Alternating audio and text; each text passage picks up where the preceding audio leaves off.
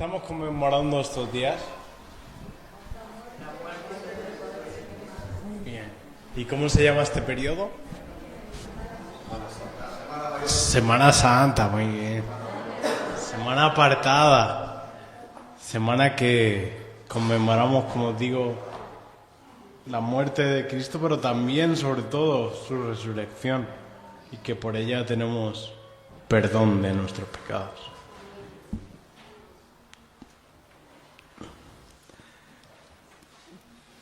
Es increíble la cantidad de material que hay en la palabra sobre este tiempo. De hecho, el libro de Juan, y lo ha compartido Luis en varias ocasiones, casi se refiere a esta última semana, desde la entrada triunfal hasta la resurrección. Y es lógico que haya un énfasis tan especial porque es una semana especial. Y como os digo, hay muchísimo material y me he debatido en hablaros entre varias opciones, porque opciones hay muchas. Pero releyendo un estudio que di hace varios años, ya seguro que Luis también tiene la fecha precisa, yo no me acuerdo, que os compartí, que se llamaba El silencio del Cordero, lo titulé, haciendo como un juego con el título de la película. ¿Quién ha visto El silencio de los corderos? Es famosa, es una película, bueno, que solo ha visto Maripaz y no es famosa aquí, pero allí fuera, y Rodi, es verdad, pero ahí fuera es famosa. Bueno, pues jugando con ese título hice el estudio. Me ha bendecido mucho el estudio y lo he modificado, pero me vais a permitir la licencia de que en líneas generales el tema sea el mismo. Y vamos a hacer un breve recorrido sobre de 2011. O sea que hace 6 años. Bueno, entonces está bien. Seguro que nadie se acuerda. Será. Qué guay. Madre mía. Claro, claro.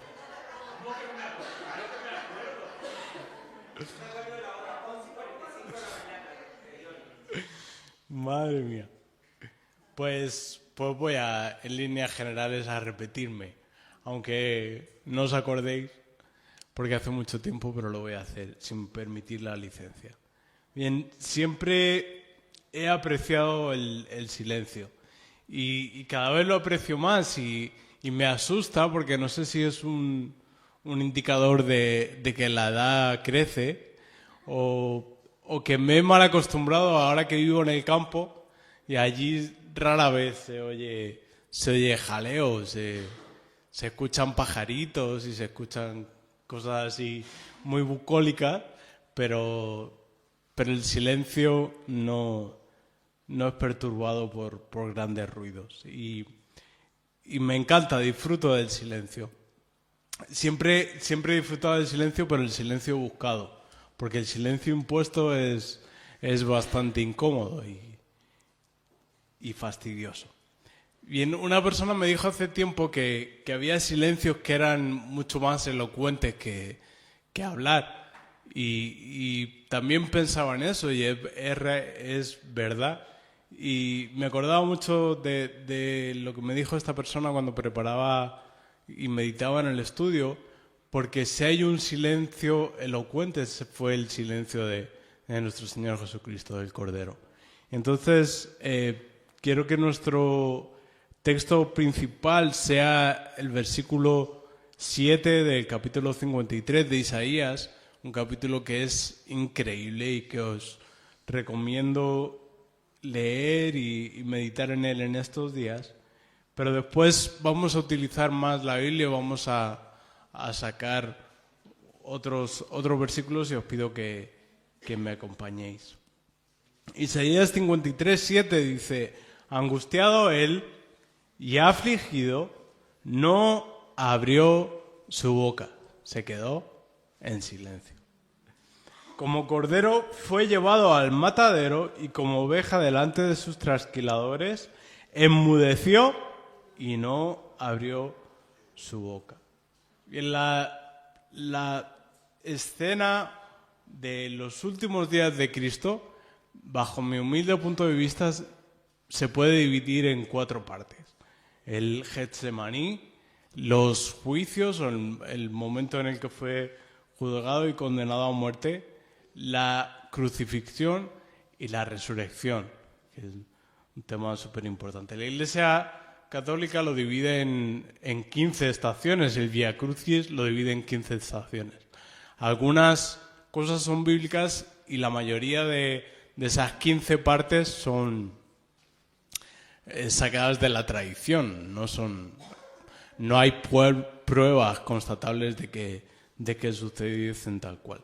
Pero mi división es bastante más sencilla y dejaremos la resurrección para el domingo, que nuestro pastor nos hablará de ese día tan especial para nosotros los creyentes, y nos centraremos en las 3 primeras partes: el Getsemaní, los juicios y la crucifixión en sí como tal. Y el hilo conductor será el silencio del Cordero. Por eso he titulado el estudio otra vez Los silencios, porque serán 3 en plural, del Cordero. Si recordáis, la película se llama El silencio de los corderos, pues aquí es al revés. El silencio... Los silencios, perdón. Ah, muy bien, estabais ahí atentos, ¿eh? Muy bien, muy bien. Del Cordero. Bien, el primer silencio que yo puedo ver en esta primera etapa, que es en el Getsemaní, es un silencio de compasión. En los evangelios se nos relata cómo la noche en que fue entregado Jesucristo fue con sus discípulos al Monte de los Olivos y allí, estando muy triste y muy afligido por lo que había de suceder, se apartó para orar. Los dejó a la mayoría de ellos en un sitio, se adelantó un poco más con 3, con Pedro, Juan y Jacobo, y se apartó un poco más para orar. Bien, el Monte de los Olivos era un sitio como de segundas casas de gente pudiente de Jerusalén. Y ahí tenían sus huertos y sus casas como de vacaciones. Y era un sitio al que él solía acudir con sus discípulos para buscar el rostro de Dios, para enseñarles, para pasar tiempo con ellos. Y era un sitio que los discípulos conocían perfectamente.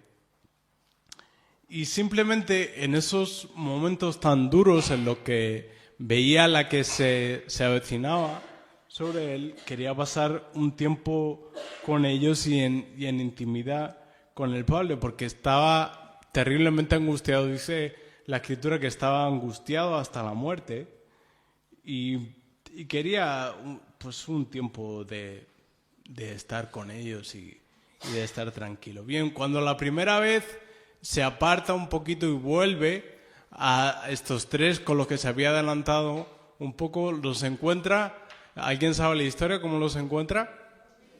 Los encuentra dormidos y la primera vez les despierta y le dice: «Hey, no habéis podido ni siquiera velar una hora, estad atentos para que no caigáis en tentación».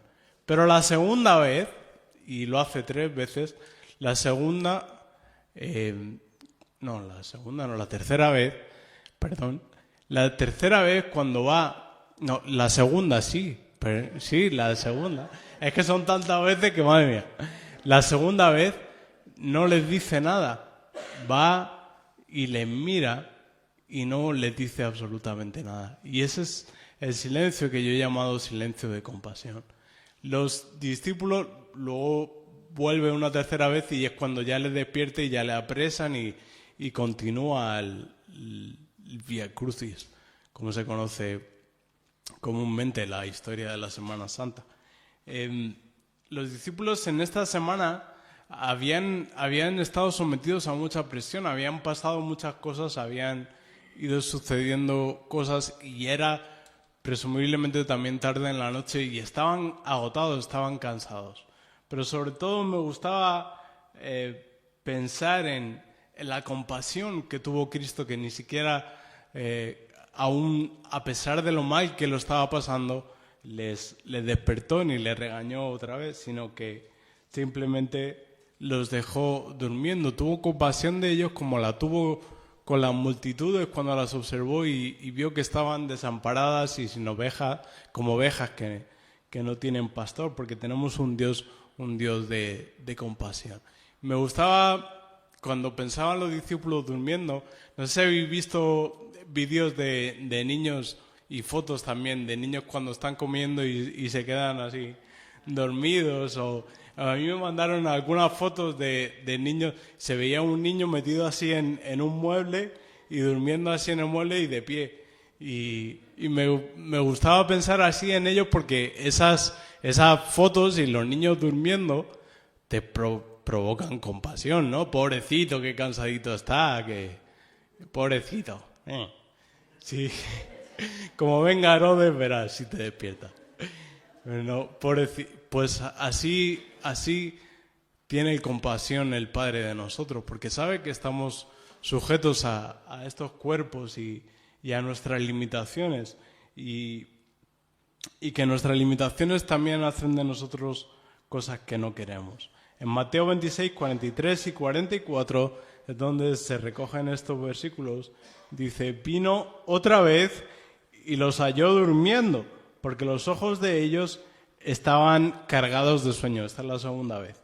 Y dejándolos, se fue de nuevo y oró por tercera vez, diciendo las mismas palabras. Pero esta vez, a diferencia de la primera, no dijo nada.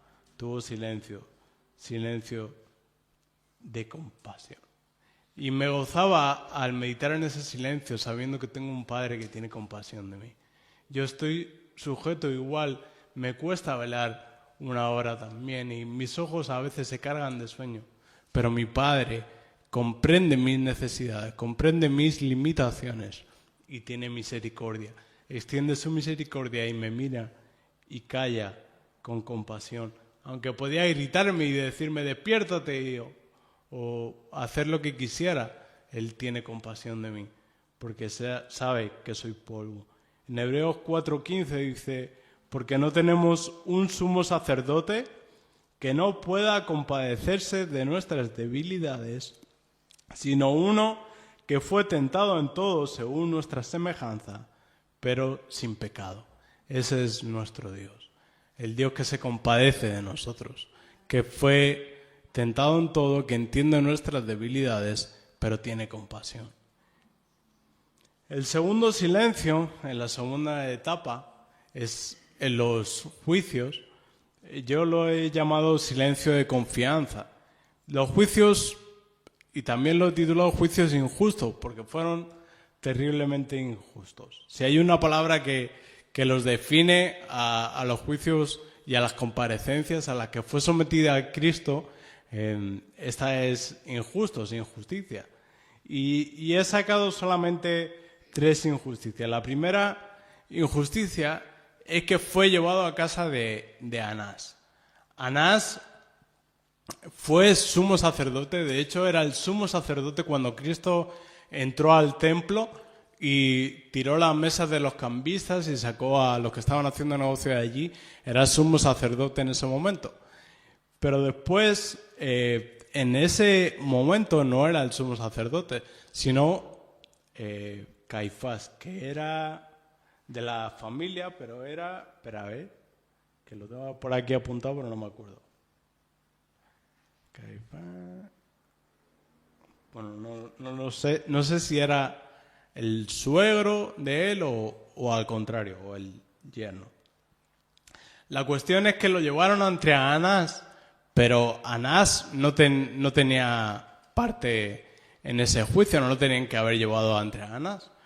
Pero, y eso es mi pensar, yo creo que lo hicieron porque desde ese momento que tiró y le fastidió el negocio, se la tenían jurada. Pero desde luego, sea como fuere, no tenían que haberlo llevado. Lo tenían que haber llevado ante Caifás directamente. Esa es la primera injusticia. La segunda injusticia fue que después de interrogarlo, no consiguieron nada y lo llevaron ante Caifás. Y allí la ley establecía que para juzgar a un judío tenía que haber 2 testigos. Pues interrogaron a un montón de gente y no consiguieron 2 testigos. Consiguieron a 2 que más o menos dijeron lo mismo, pero ni siquiera coincidían.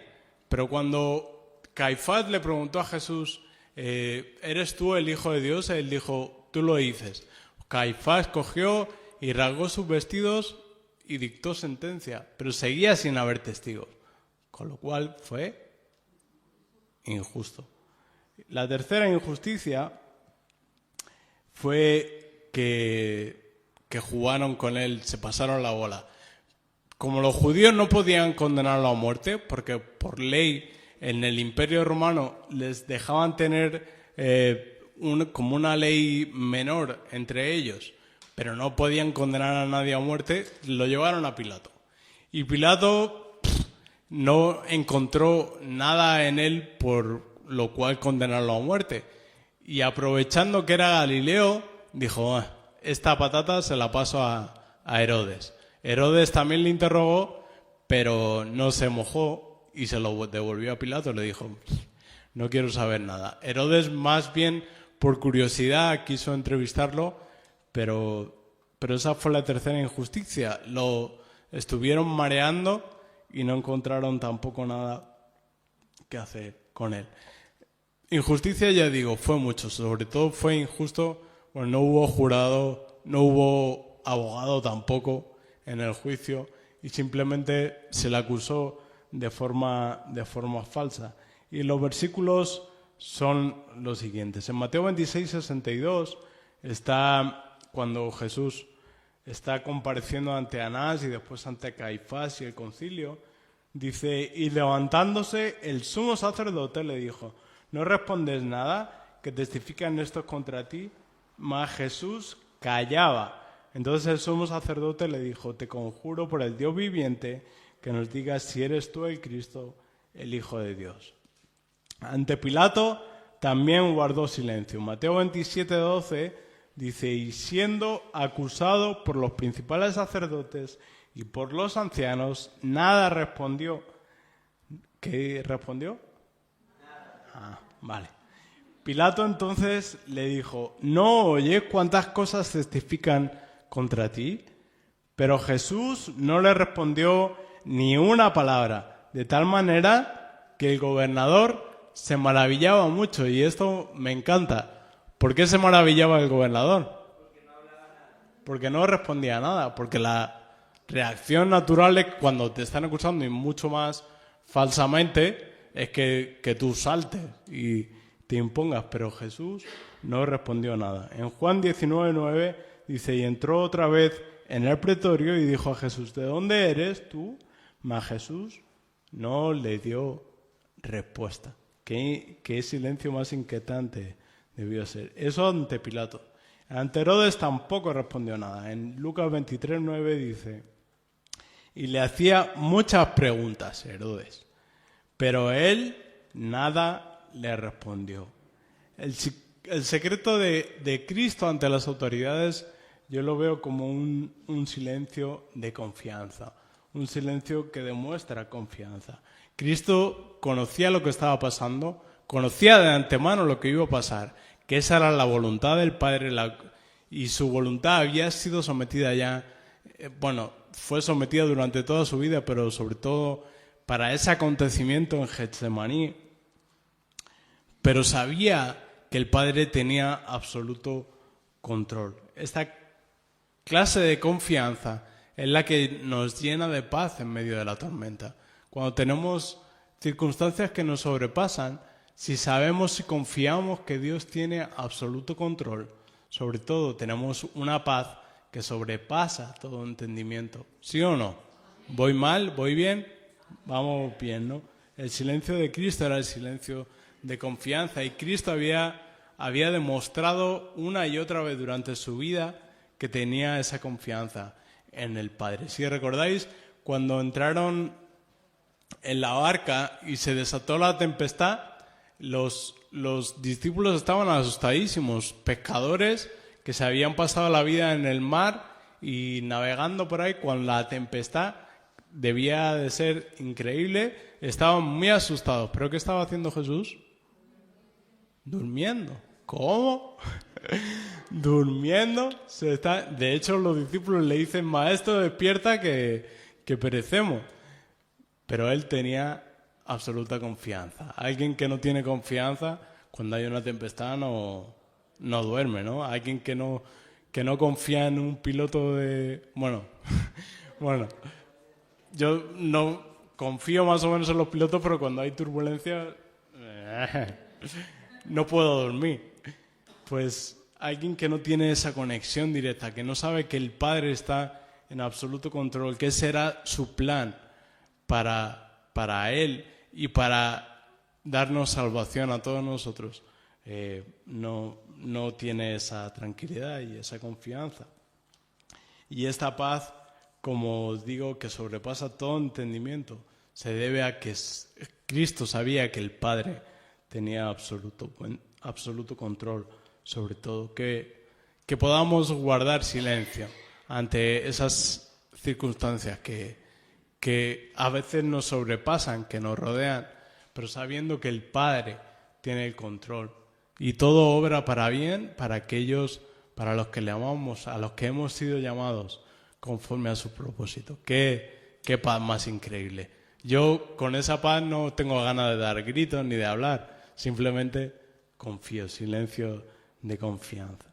El tercer silencio, que es un silencio súper elocuente, es el silencio que yo he llamado de misericordia. Y este se ve ante la burla en todo el Vía Crucis, en la sentencia, en el recorrido hacia el Gólgota y en la misma crucifixión.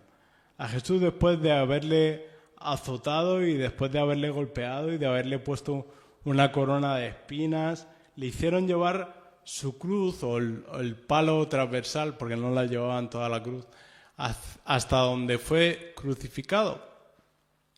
Y en ese camino hubo un montón de burlas. Se burlaron los mismos dirigentes, se burló la gente de él, se burlaron los soldados, se burló el que pasaba por allí y se burló todo el mundo. Pero Jesús, ¿qué fue lo que dijo ante la burla de la gente? Me parece que sí que vais en la línea. Nada. Guardó silencio de misericordia. Los soldados, Mateo 27. Dice, entonces los soldados del gobernador llevaron a Jesús al pretorio y reunieron alrededor de él a toda la compañía y desnudándole le echaron encima un manto de escarlata y pusieron sobre su cabeza una corona tejida de espinas y una caña en su mano derecha, e hincando la rodilla delante de él, le escarnecían, diciendo, salve, rey de los judíos. En el 30, y escupiéndole, tomaban la caña y le golpeaban en la cabeza. Después de haberle escarnecido, le quitaron el manto, le pusieron sus vestidos y le llevaron para crucificarle. Los sacerdotes también se burlaron de él. Los sacerdotes y ancianos, en Mateo 27:40, dice, diciendo, tú que derribas el templo y en 3 días lo reedificas, sálvate a ti mismo. Si eres el Hijo de Dios, desciende de la cruz. De esta manera también los principales sacerdotes, escarneciéndole con los escribas y los fariseos y los ancianos, decían, a otro salvó, a sí mismo no se puede salvar. Si es el Rey de Israel, descienda ahora de la cruz y creeremos en él. Confió en Dios, líbrele ahora si le quiere, porque ha dicho, soy el Hijo de Dios. Los ladrones también se burlaron de él. Lo mismo, en Mateo 27:44, lo mismo le injuriaban también los ladrones que estaban crucificados con él, aunque luego uno se arrepintió y halló salvación. Al principio se burlaron un poco de él. Y lo último, que ya me parecía el remate, es que los que pasaban por allí meneaban la cabeza y también se burlaban de él. Porque bueno, como todo el mundo lo hacía y yo paso por aquí, pues también también me burlo. En Mateo 27:39 dice, y los que pasaban le injuriaban, meneando la cabeza. Todo el mundo se burló de él y le traicionó. El mismo Pedro, cuando Jesús anunció que le iba a negar, él dijo, no, nunca te negaré, antes muera yo que negarte. Y Jesús le dijo, bueno, antes de que cante el gallo me negarás 3 veces. Y lo hizo, pero Jesús no le dijo nada.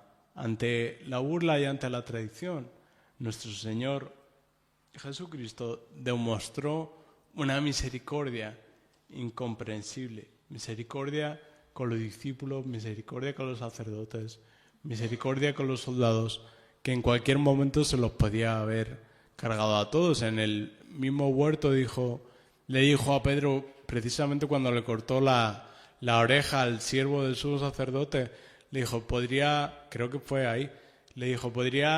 clamar y pedirle a mi padre y mandaría 12 legiones de ángeles para salvarme. Y en cualquier momento lo podía haber hecho y podía haberse cargado a todos los que se estaban burlando de él, pero él guardó silencio.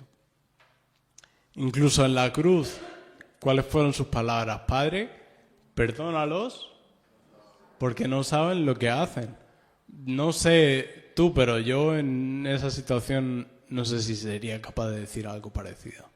Esa misericordia y esa compasión. Tuvo compasión en silencio, pero es que cuando habló tuvo muchísimo más. ¿Cuántas veces el Señor no ha callado teniendo misericordia de nosotros? Aunque nosotros con nuestros actos le hemos traicionado, le hemos fallado y le hemos negado en ocasiones. El Señor ha tenido con nosotros ese silencio de misericordia. Y sin lugar a dudas, para mí, este es el silencio más elocuente de los 3 silencios de los que os he hablado. El silencio de misericordia. El Señor, aunque le hemos traicionado, aunque le hemos fallado, aunque le hemos negado una y otra vez, calla de misericordia ante nuestras vidas y extiende su mano de salvación y nos dio a su Hijo Jesucristo para saldar nuestra deuda y nos hace limpios ante su presencia. Así pues, hemos visto muy brevemente las divisiones que, bajo mi humilde punto de vista, tiene la Semana Santa. No me complico tanto como con 15 estaciones. Yo simplemente lo divido en 4 y en 3 de ellas el hilo conductor de este breve estudio ha sido el silencio, los silencios del Cordero. Cristo enmudeció como una oveja que fue llevada al matadero por sus trasquiladores. Y hemos visto 3 tipos de silencios. Silencio de compasión con los discípulos que estaban sujetos a sus cuerpos y a sus debilidades. Silencio de confianza en que el Padre tenía absoluto control y tiene absoluto control sobre nuestras vidas y sobre lo que pasó Cristo. Y silencio de misericordia. Misericordia que experimentamos cada día cuando el Señor calla sobre nuestras traiciones. Y quiero concluir con el versículo con que empezaba. Angustiado él y afligido, no abrió su boca. Como cordero fue llevado al matadero y como oveja delante de sus trasquiladores, enmudeció y no abrió su boca. ¿Fueron elocuentes sus silencios, sí o no? Amén. El Señor os bendiga.